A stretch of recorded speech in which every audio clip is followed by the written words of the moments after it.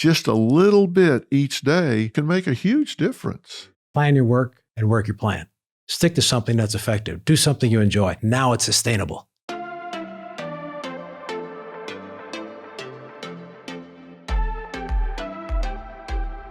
Well, hey, welcome back to Fill in the Blanks. Very special day for me because I've got two very long-time close friends. These guys are really more family than friends. They're here for a specific reason. Let me introduce to you somebody you're going to enjoy hearing from, Dr. Patrick DeFazio.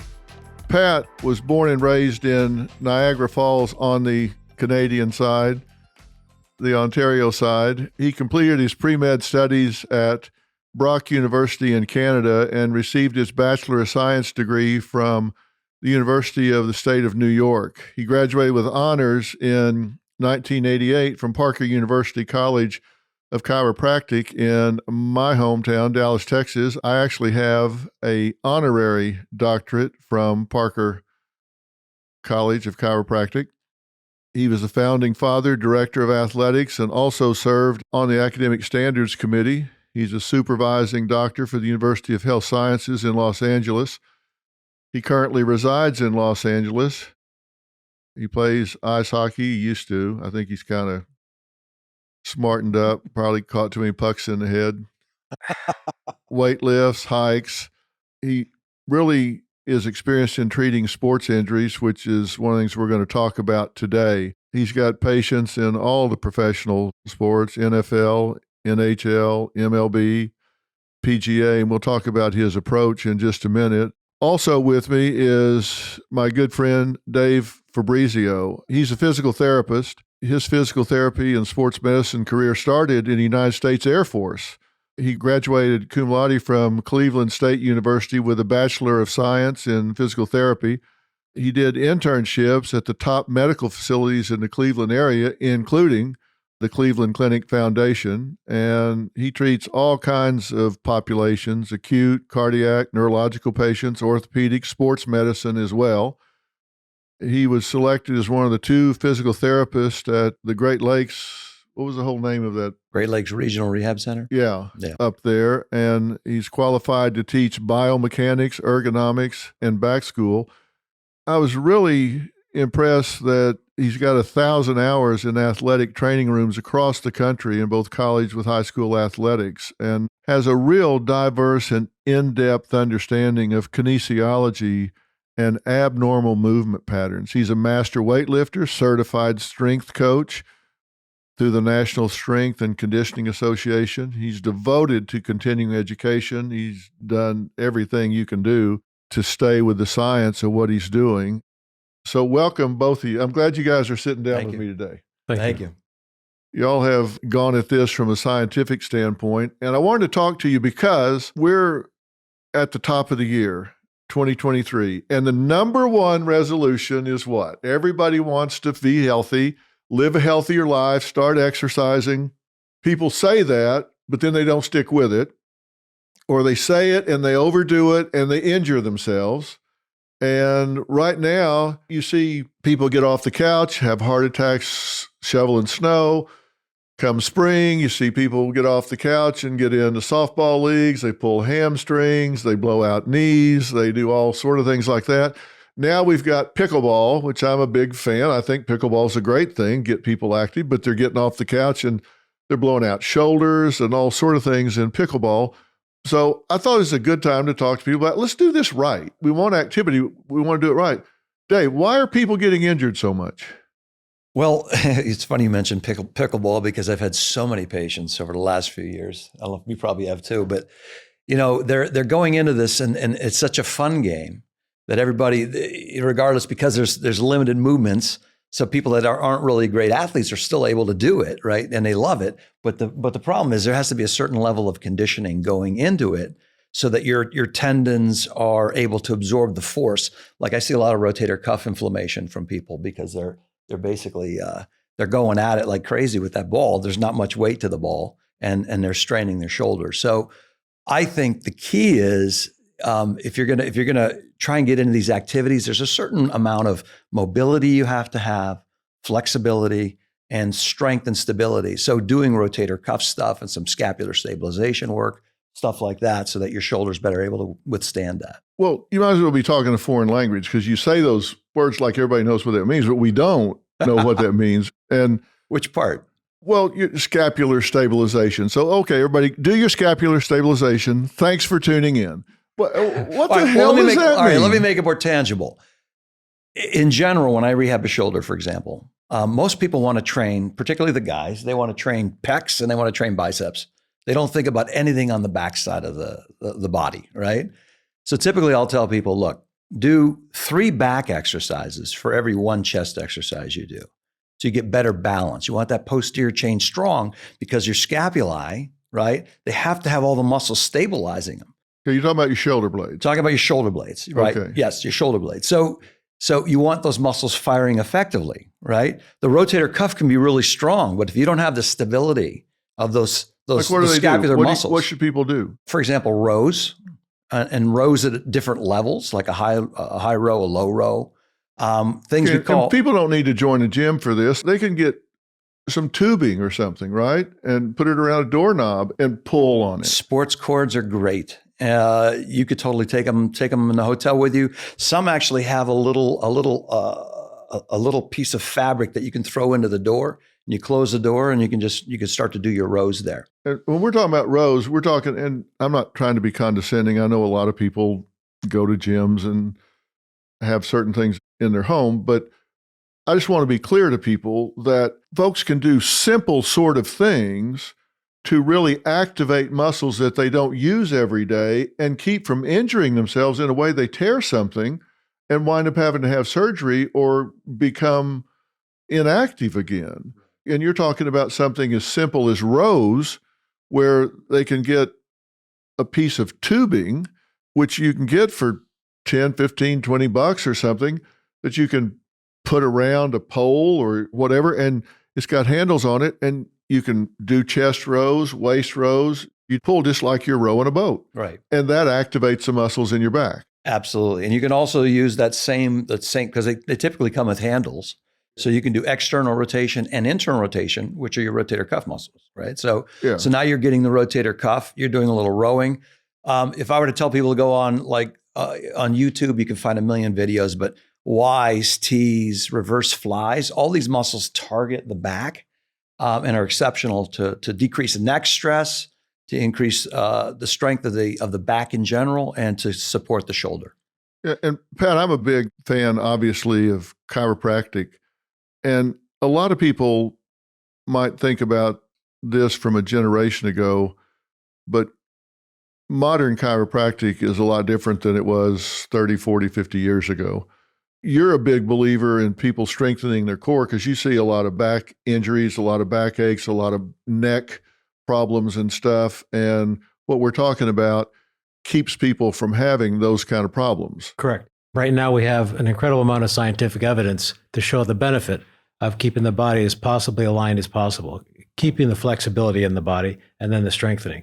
When you combine flexibility with strength, it's more difficult to be injured. The body can then be attuned to perform at an optimum level. Now, we've got the average person, like you say, are they a couch potato or are they, an Olympic athlete? So where in the spectrum does that individual fall? We can be great bodybuilders or great weightlifters, and we can go swim 10 laps, 40-foot long pool, and our body's sore as heck for the next 2 or 3 days because they're muscles we don't normally use. So what I have found is that at what do you want to perform, and is there a little bit of conditioning you can do, 5-7 minute warm up before you play that activity? We're talking in particular about pickleball. So what, as David was saying, what are some exercises we can do to strengthen and also to increase flexibility for that arm? We don't normally perform an arm length strain in everyday life. So when we're going to do that activity and we pivot with rotation, we're going to be more prone to injury. If there's some basic exercises, as Dave said, Y's, T's, and something on YouTube you can look at, and or simple basic exercise you do daily, you have now activated those muscles. They have the memory within them. So when you go to perform that activity, such as the pickleball, it's not so strenuous on that arm, not so strenuous on the shoulder or that joint. Less prone to injury. Yeah, and that's the thing. When we do some of these sports activities, and a lot of people are listening to us right now, while they're walking. They're going out for their morning walk. They've got their earbuds in. They've hit podcasts, fill in the blanks, and they're playing while they're walking. Walking is something we do every day. It's an activity of daily living. So that's not an issue. But when they go to play a sport, whether it be softball or tennis or pickleball or golf or whatever, you're doing rotations and things. They're not activities of daily living. So we're doing rotations and extensions and things that we don't do every day, and our body is not accustomed to it. Our tendons and our ligaments and our muscles and stuff, we're asking the body to do things it doesn't do every day. And that's where we've got to start doing range of motion, strength and stuff so we don't wind up injuring ourselves. Exactly. Does 5 or 7 minutes do it? Can you do a warm-up that will get you where you're less likely to get injured? Yes. One thing, the studies show that a lot of people try and stretch before they do an activity. If you do a static traditional stretch before you do activity, typically your performance, you decrease your muscle performance by 30%. What do you mean you decrease your performance by 30%? It will decrease your performance. That's what this literature shows. So the bottom line is you want to do more things to warm your body up. Functional lunge, a squat, things like that, arm movements. Okay, let's unpack this for a minute. You said a static stretch. Let me tell you what I do. I don't have 30% to give. All right? Let's face it. I play tennis every day, as y'all know. Y'all been taking care of me for 20 years. You've kept this body running for 20 years. Thank you very much. And I don't go down and stretch before I play. I go down and step right onto the court, and I just start hitting real slow in the beginning. I might even start out on the service line, and we kind of hit back and forth, and I rotate and turn and hit like quarter speed, half speed, take 2-3 steps each direction. And then I start warming up. And then when I get some heat, then I start really stretching my muscles. If I do before that, I get nothing out of it. Well, even just jumping on the bike for 5 or 10 minutes before you go down to the court, that sounds like a nice progression. You're basically moving into functional movements versus just like holding a hamstring stretch, right? You're moving into it slowly and gradually. Well, what are you saying that takes 30% of your performance away? What kind of warm-up takes 30% away? Just holding a classic hamstring stretch with the strap, things like that, or you do a long sustained calf stretch. What I would say is move more into like ankle movements, like if I were just put my hands on the wall, for example, and I have my foot in front of me, if I slowly glide my body weight forward, you'll start to feel the ankles start to stretch and the tendons start to stretch a little bit. So you're just preparing them for the movement, right? If you take a cold muscle and cold tendon into a dynamic activity that's fairly aggressive and you're not warm enough, you're going to get hurt. Yeah. And particularly if you've not been training, your tendons are weak, you don't have joint mobility, your joint capsules are tight. That's where, like Pat was saying earlier, the mobility and flexibility stuff go hand in hand. And if you got the strength to go with it, your incidence of injury will drop drastically. You agree with what he's saying, or is he gooning us? No, I agree with what he's saying. It's kind of like what you're saying, specifically related to tennis, okay? Your body is used to those range of motions. You've been play over 300 days a year, tennis. So when you're going out there turning and rotating the ball, for you, that's okay. For a person who's never played pickleball, if they might go out and start hitting, it might not be so effective for them. Now, if they perhaps warm up, go for a walk, 5, 7 minutes, 10 minutes, 15 minutes, increase your body metabolism, then perform those stretches, then perform the activity, they're less prone to injury. You don't necessarily have to do that because your body's been conditioned to that activity. As you said, activities of daily living. What are you doing normally? Walking, north-south instead of an east-west lateral movement. Your body is used to the rotation and lateral movement playing tennis. But I'm easing into it. I might turn 10 degrees for a few minutes, then I go 20 degrees, then 30 degrees, then 40 degrees, and then I look like a cartoon. I'm just wrapping it up. But you're saying glide into this. You mean let the joints move laterally in every direction instead of just holding a static stretch. So tell me specifically what people should not do. Define static stretch. You said hold a hamstring stretch. That's one thing. That's not good. Basically, versus telling them not what to do, what I would tell them to do is slowly do a squat and slowly get deeper and deeper into your squat as you warm up. Work on some lunges, work on some arm movements, even arm circles, and just slowly make them bigger So you're kind of tuning your body. Okay, so you're waking up the capsules. Exactly. Instead of what? What are people doing? You said hold a hamstring stretch. Yeah, they might grab the ankle and pull the heel to the butt and do a 30-second quad stretch, for example. Okay. Right? I would discourage that. That stuff should come after you finish the activity. I'm not saying you shouldn't stretch. I like stretching. A lot of people are into not stretching now and just working on functional mobility, which is fine. But I still believe in having stretching and mobility work together. But the static, more traditional stretches of holding that hamstring, pulling that heel to your butt, do that after the activity. Well, a lot of guys I play with are guys that have been on the tour, and they'll stretch for a good while after we play. They're loose and all, and then they'll get down and they're like nose to their knees, and they'll do all kinds of stretches afterwards. And then I ask them why they do it. It's because I'll pay for it later if I don't. So they stretch when they're really the most warm, and it's not as painful then. Okay, so both of you are saying that what people should do is start before they do their activity. They should start to do things that approximate what they're going to do when they do the activity, like shoulder rotations, body turns, lunges, things like that, instead of what they might consider like toe touches or hamstring stretches that are static. Right. Okay. And why does it take away 30% of your performance? Fatigue? That's a good question. I don't know that I can tell you. No, I would say that what happens, like you were saying about the professional athletes or tennis players you play, they spend this time stretching afterwards. The benefit of that is to help break through, get the body, the toxins released, and don't let the acidity build up in the muscle tissue in an active form. So by them stretching in a passive active form, okay, you're helping to release the toxins, right?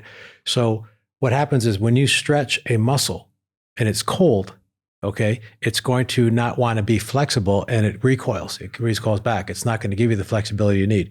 So if you have a static stretch that's not a functional stretch, I feel personally that that muscle is going to contract, and it's not going to be as flexible as it is when it's ready to perform. I still think it'll get some flexibility, but I don't think it's going to perform at a high level. I personally tell my patients, before you're playing golf, ones with bad backs, before you're going to go bike riding, whatever it is, do something that warms up your body, minimum 8.5 to 13 minutes, where you're starting to break a little bit of a sweat, where you're perspiring a bit. If it means dressing warm, going for a brisk walk, do biking, dress warm, jacket, sweats, long sleeves, hat, toque on your head, ski hat, warm the body up. Then do your stretches, whether it's functional, even static, because the body's already warm. And then play the activity, whether it's your golf, tennis, pickleball, as we're talking about today. They are less prone to injury just by doing that. Yeah. When we first started working together, Dave, you looked at MRIs of my spine and knees and neck and stuff. And after you threw up, you came back in and said, you probably shouldn't be playing every day. And then after a while, you said, yeah, I think you should, because when I didn't, it really stiffened up fast, right? Yeah. So there is something to be said for keeping moving. Yes. I mean, some people really do better if they, don't pound and grind yourself a lot, but people do better if they stay in motion a lot. Yeah, you're a rare animal. Very rarely can people do the same activity 5 to 6 days in a row and do okay. I found, and I kind of had to eat crow on that one because I remember I was really adamant, look, 3 days a week, just go 3 days a week. And the other days, just let your body recover, which is what we typically tell people, right? You need recuperation time, right? Yeah. But I saw with you, because you had so much arthritis in the spine, in the knees, you did far better with the activity more regularly.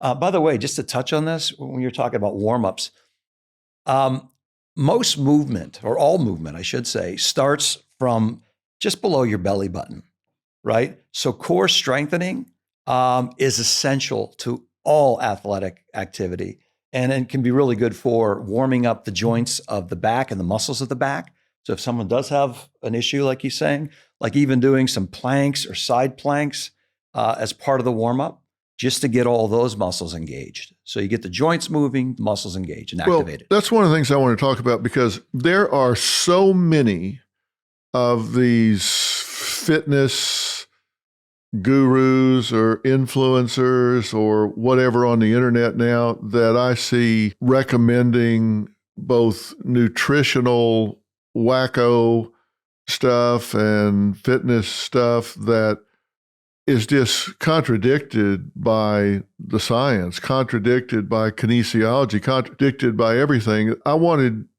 you guys to talk some about what are some really solid things that people need to know that they can do that are really grounded in the science that will give them what they need to stay safe and be able to be active. And it really begins with the core, right? So what are some of the best things people can do with the core and do in a way that they don't injure themselves while they're trying to strengthen their core? Right. Do crunches work? Is that a bad thing? Are they pulling on their neck too much when they do that? Should they do it with knees up, knees down? What should they be doing? I've seen that the number one resolution for 23 is to live healthier, exercise more, get more active. I just don't want people getting hurt while they're doing it. So let's talk about core. What is the best core exercise? I personally, my favorite core exercise is the dead bug. So you're on your back, right? Think about pulling the ribs down. You keep your spine really lengthened, and you basically would reach the opposite arm and opposite foot out. So both legs are off the ground, left leg goes out, right arm goes over the top. And to maintain that without letting the low back go into extension, right? So you're maintaining that core work. You're going to isolate your deep abdominals, your obliques, your transverse abdominis, which are really key to stabilization. And also, it's a great time when you keep your elbows extended, you're getting good lengthening of your lats, and you're starting to work on some mobility work as well. All right, well, let's talk about that so everybody understands it. Dead bug, you're saying on your back like a dead bug, both legs are off the ground, and you extend opposite leg and opposite arm. Exactly. Okay. So start with the knees up at 90 degrees like this, Yeah. and then the left leg would go out with the right arm. Okay. And then the right leg goes out with the left arm. And the key is what you do at your core. Don't let your back cave and arch. You have to pull those ribs down and maintain a lengthened keep spine. your back flat. Yes. And keep your chin drawn in so you activate the deep neck flexors, which are good for stability in the neck, and you're getting a deep core.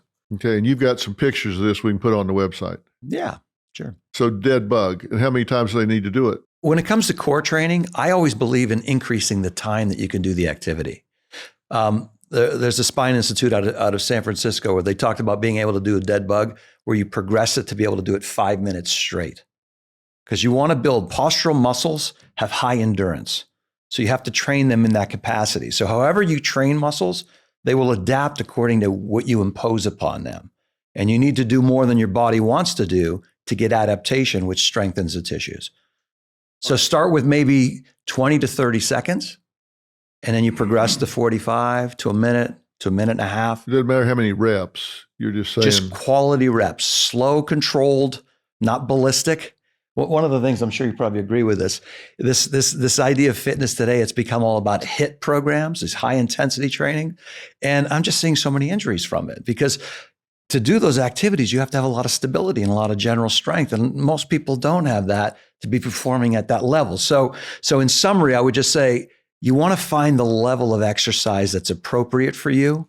Even when you go play, for example, I had one lady trying to play pickleball with a guy that was like a world-class tennis player.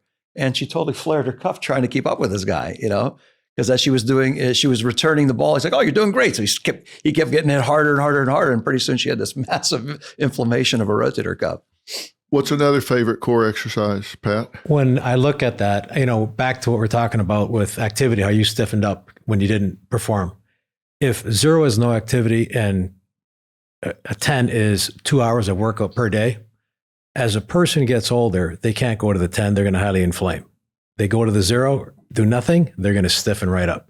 So where's the medium? Is it between the 3 and a 6? Do you go to between the 2.5 and a 4.5? Should you work out 20 minutes, 30 minutes a day? And what's the activity? I feel somebody should do something every day. Minimum 10 to 20 minutes, maximum 40 minutes, okay, for beginners. And you have to do something you like, something you enjoy. If it's swimming and a person says, I don't want to go to the gym, I don't want to do any activity, just do nothing but swim. Go and swim. You'll get to an hour a day, whatever day. Back to a core exercise, one of the most basic, and it's almost impossible to injure yourself doing this activity. And it's a very mild, basic activity. Laying on your back, bending your knees, flexing, keeping your feet flat on the floor, and pretending and imagining your lower back kind of pushing a nail into the floor. So you squeeze, contract, hold for 3, 4, 5, relax. Squeeze, 4, 5, relax. This is the most basic exercise for anyone who's never done any core activity. It doesn't promote injury unless you fall going down there or trying to get up at that point, but it is the most basic. And then you got more advanced ones, as Dave said, and then there's many, many other core activities. So what type of person are we talking about? An extreme beginner? We're talking about, pickleball. What can one do that is safe and effective? So let's say they did this a set of 12 and they did that 3 times. They're going to be strengthening their core. Massively strengthen it? Absolutely not. But helping it? Yes, you would be. I mean, there are other apparatus machines at the gyms people can do. It depends on what level that they're at. So the key that I have found, as Dave was saying, is that a lot of cross training I have found promotes the greatest injury in people because their bodies aren't in a good enough shape to perform at that high level. They haven't built up to it. It's too aggressive, too much, too soon. And that's where I see the injuries. Yeah. And psychologically, let me tell you, compare yourself to yourself. Don't compare yourself to some professional trainer on YouTube or Instagram. You want to compare yourself to yourself. Like, what did I do yesterday or the day before compared to what I'm doing today? You look at these people that do this for a living, it's all they do. And maybe while they're doing 1,000 reps in a day, you're at your job teaching class at some school somewhere, you're standing on your feet, you're doing this. You don't have the time to do what they're doing. And so to compare yourself to them is unrealistic. You've got to compare yourself to you. Where was I yesterday versus where I am today? And small changes aggregate to big results across time. That's a key to rehabilitation, for example. You might be able to barely move a leg after surgery, and 2 weeks later, you can move it 2 or 3 inches, and 3 weeks later, and then that aggregates, and across 6 months, you've got use of it back. And small changes across time really add up. And here's the thing, that time's going to pass whether you're doing something about your body getting in better shape or whether you're not. Whether it's losing a half a pound a day or a pound a week or whatever for 6 months, that 6 months is going by whether you're doing something or not. You might as well be making those small changes across time. And if it's stretching your tendons and ligaments a little bit each day so you have some flexibility, strengthening your muscles where you have some stability, just a little bit each day across a couple of months, 3 months, 4 months can make a huge difference. And the key is the time, I have found. I have found that the number one reason people stop and don't adhere to their exercise program at the beginning of the year, they have maybe, I want to lose 10 pounds or 20 pounds. I hardly ever hear that anyone say, I want to get in shape. It's just, I want to lose 10 pounds. So we look at a 24-hour day. How many people say, or how many people can say, yeah, I have an extra 2 hours per day in my life? No, people are just massively running around. They're just barely able to get through the day and get to bed and get up for the next day, whatever they're doing, taking care of families, children, their own jobs, traveling, whatever it is. So they'll go to the gym and they'll spend a lot of time or they'll do certain things.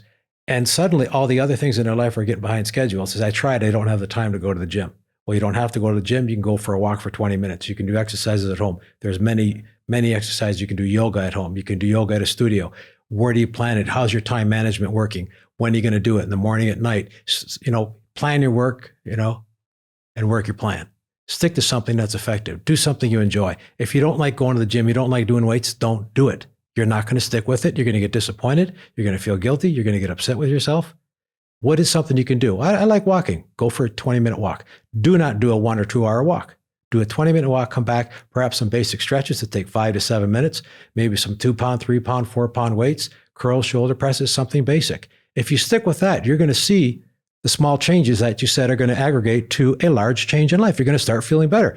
Wow, I haven't been doing this very long. I've been doing it consistently. And in 3 months, I did drop 5-7 pounds. And I feel better. I sleep better. I think better. I'm better in my relationships. I'm performing better at work. And I'm happier with myself. Wow. Mental, physical, spiritual, however you want to go through, all areas of your life start to get improved, your digestion, everything. So if you're able to stick with that now, do you want to increase the level by which you're doing something? Do you want to do something that's a little bit more aggressive? Do you want to do something that's more intense, more time consuming? And can you change certain up? If there's all you want to do is walk or carry 1-pound, 2-pound weights and do curls while you're walking or come home and do them, at that point, that's all you do. You're doing something and you're going to get improvement from it. And I found as people get older, the consistency of their program is more important than what they're doing, how long they're doing it, just consistency. 20 minutes, 30 minutes, go do it, enjoy it, and have fun at it. Now it's sustainable. I'm so glad you said that, because I don't want anybody to be intimidated by the task or what they want to do because they're not an athlete. You don't have to be an athlete to exercise. You don't have to be an athlete to get your body in the best shape that it can be. A lot of people are athletes, and you'll go to the track down at the high school and you'll see somebody there that ran track at some college or something, and he or she's whipping around the track and stuff. And I'm going like, yeah, let me tell you, you ever see me running through the neighborhood? Shoot whoever is directly behind me, because I'm not jogging. I'm escaping. Somebody's chasing me. I hate jogging. I expend more energy doing something I enjoy, like playing tennis. I would never do that on a treadmill. I would never do it on the street. My knees wouldn't let me do that. But on a tennis court, I'll put out the energy, the effort, because I enjoy doing it. I enjoy the camaraderie. The guys that I'm hanging with, I enjoy the competition. I enjoy trying to perfect the strokes and hitting the ball, that sort of thing. But the repetition of just getting on the road and running down the road, it's like, oh, God, kill me now. I wouldn't do it. Some studies say only 8% of people keep their resolutions by the middle of February. And the way to overcome that is set your environment up to support your goals. So maybe it's as simple as parking in the worst parking place you can find instead of the best. When you get to work, park in the far end of the parking lot, so you build in that walk back and forth. Maybe you keep a couple of pound weights in the floorboard of your car, so you carry those on the way, and you change shoes when you get in there. You wear sneakers so you can walk. Set your environment up to support what you want to do. And if you'll figure a way that it's easy instead of hard, then you can do it. I said last week, you can walk in right now to my desk in the house, and there's a pair of 15-pound dumbbells sitting on my desk. Because while I'm reading something, I'll get a set of curls in, I'll get a set of triceps in or something while I'm reading. I may not have time to go up to the gym, but throughout the day, I'll get in 8 sets of flies or shoulder raises. That's like Pat's saying. He's talking about the consistency of it all. I think the important thing is people that do consider joining gyms, make sure the gym is easily accessible. You know, there's been plenty of research that says the farther the gym is away from you, the less likely you're going to be able to get there. The second thing I would say is to set realistic expectations. Don't expect change overnight. It's a process. And this is what Pat's talking about. The consistency of it, and what you're saying, the consistency of it will pay off in dividends in time. Nutritionally, right? If you make certain nutritional changes, for example, that 6 days out of the week, you eat really well, right? You have your proteins, you have your vegetables, a little fruits. And on one day a week, you just let yourself binge that one day, a cheat meal, right? That will make all the difference in the world. Because I got that cheat day is coming up on Saturday. I'm going to stay tight to Saturday. And the more you do that, the more it reinforces the positive behavior, the better success you're going to have. Then you start to see the actual changes where you've got increased lean body mass, your body fat's coming down. Pat's talking about the alertness, right? And the energy just generally increases. And the last thing I would say is make sure you're drinking plenty of water. Most of us don't drink nearly enough water. And oftentimes just drinking water makes people more alert and more energetic. And the key to the drinking water, because I said, go ahead, just fill it up, put it at your desk where you work, whatever it is, where you are, we're spending most of your time, and leave there.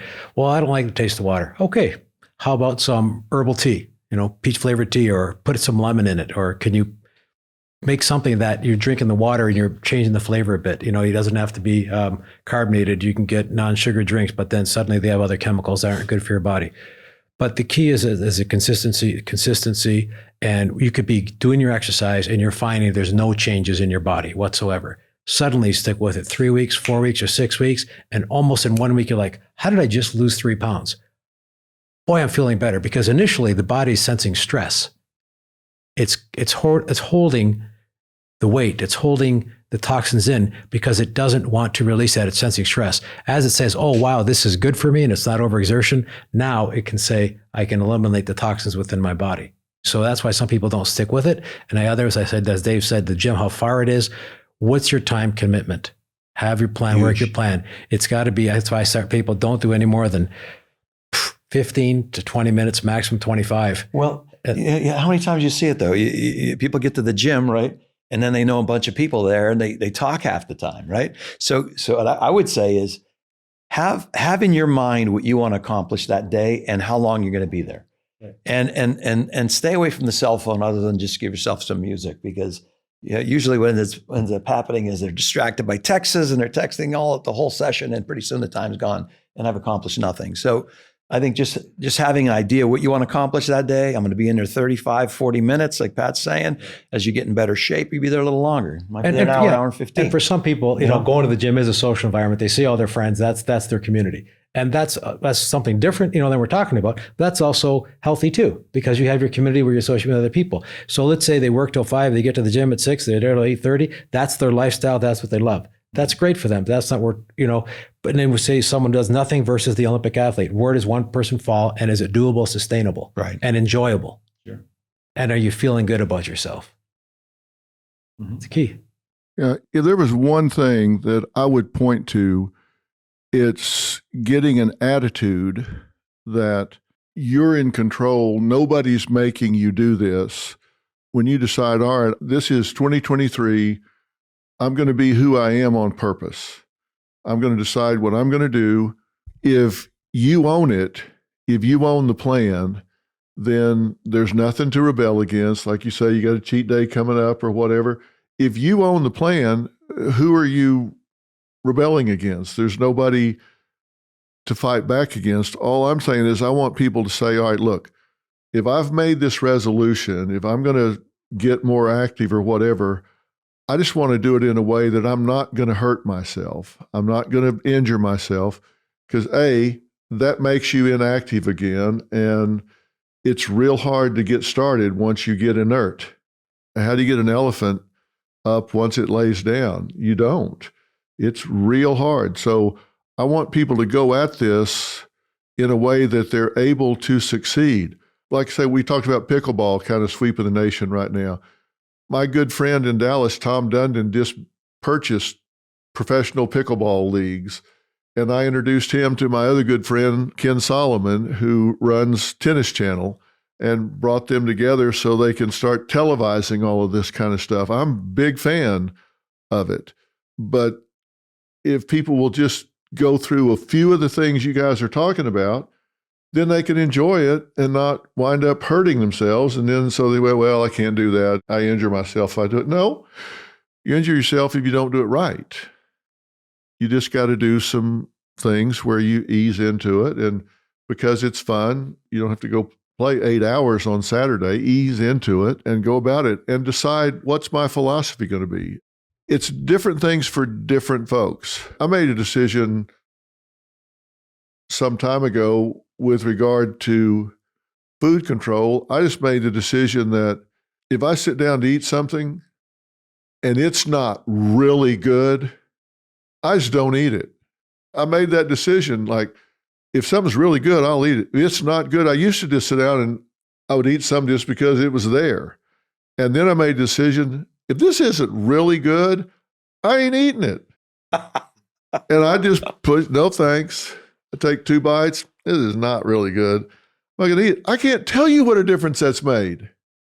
Just deciding I'm only going to eat if it's really, really good. So where's the difference for you? What's it when you say it's made a difference? So you're not consuming calories that you didn't want in your body? That kind I'm not wasting them on something that's not really good. Okay. So I go get something that's dry or it's like tougher than a boot. I just don't eat it. No thanks. I'm good. Okay. I'm good. So do you put something in its place, or you know exactly what you like and that's your diet? I just kind of, I'll get it next time. Yeah. It's okay because half the time I'm really not all that hungry. So I'll eat a little bit and then move on. It doesn't take much, surprisingly. So I stopped eating things I don't really want. It was a very simple switch to flip. And it's made a huge difference. So what's your personal switch? It's the same thing about this exercise and getting active. Do it, just do it right, and set your environment up to support it. This keeps coming to into my head as you're talking. I'm sure Pat will back this up, but because of the COVID pandemic, the number of patients I had coming in with neck and back problems from sitting, computers all day long, television, did you see an increase in neck and low back pain? Yeah, I'd see the ones that were coming in pre-COVID, they came in with a different condition. And the ones that were, like had back problems come in now, neck problems, they're more at the computer. They're going, why are you having neck problems? Is you weren't having this before. You worked at a computer from work. Well, I'm on my bed and it's a flip top and I go in different positions and I'm looking down. Okay, well, we have to set up your ergonomics. You have to set the proper table. Well, I'm at my dining room table or kitchen table and the chair is not really that good and it's too high or too low. And so the dynamics, the biomechanics, ergonomics are poor. So you have to set up that station. And I just like what you're saying that. And it's safety and you got to do what you like. But the other thing about that though, is during the pandemic, a lot of people were less active. Some people took it the opposite direction. Also a great chance to go hiking and get that was for me. Right? Yeah, totally. Yeah. But I think the majority of the people were fearful to go out. So they became less active, which to your point, become active. Go for a walk, like you're saying. I think walking is one of the greatest, easiest things anyone can do. Now, when it's cold outside, okay, up in the north, wintertime, how am I going to go outside? It's cold. Well, once again, you can go to the internet and you can do certain activities, whether it's a yoga class or something for 15, 20 minutes, activities you can do that are still very, very healthy for you and enjoyable. Set it. When are you going to do it? In the morning, afternoon, evening? You have children. What's the plan? Yeah, but getting outside, I think people overreact. I would see people in their car alone with a mask on. Yeah. Robin said it well. We were sitting next to somebody at a light in a car, alone, with the windows up, wearing a mask. And she said, that person reads the directions on Pop-Tarts. I mean, come on. You got to have some common sense. If you're out walking in the forest alone with a mask on, come on. It actually causes more harm than good because you're bringing less oxygenated blood up to the brain and many factors in that sort. But it's a fear factor. Where are we now? Where would we be tomorrow? I don't know, but take care of yourself is all I'm saying. As we go into this, I wanted to hear from you guys. I love what y'all are saying about getting functionally ready for what you're doing and not blowing yourself out as you get into these activities. We're in wintertime now, but we're going to be through this in no time and getting back out there. And now is a good time. If you're up in the Northeast or even in the Northwest right now and you've got cabin fever, great time to start building your core. Great time to start doing some of these functional exercises to get yourself ready to get out. And for God's sakes, don't have a heart attack shoveling snow. That's an intensity that we're just not ready for. In the sports medicine world, there's what's called specificity of training. So if I'm going to do a certain movement, playing tennis, basketball, what have you, you want to try and incorporate activities that are going to lean toward improving that skill set. The second thing that I see is you have to take in mind adaptation. And I can't tell you the number of patients, I'm sure you can agree with this, that come in and they're doing the same routine, the same number of sets, the same weights for years, right? So at that point, your body's not going to adapt. So if you're going to slowly increase your walking time, you have to slowly increase the time. You can't keep it at 15 minutes and expect that to improve unless you add hills to it or you add increased cadence or walking faster. And you have to have goals in mind of how you're going to progress that activity. And that's really key. And listen to your body. If something's hurting you, don't do the same thing the next day. Give yourself a day off, rest. Yeah. Great. Yeah. Do something different.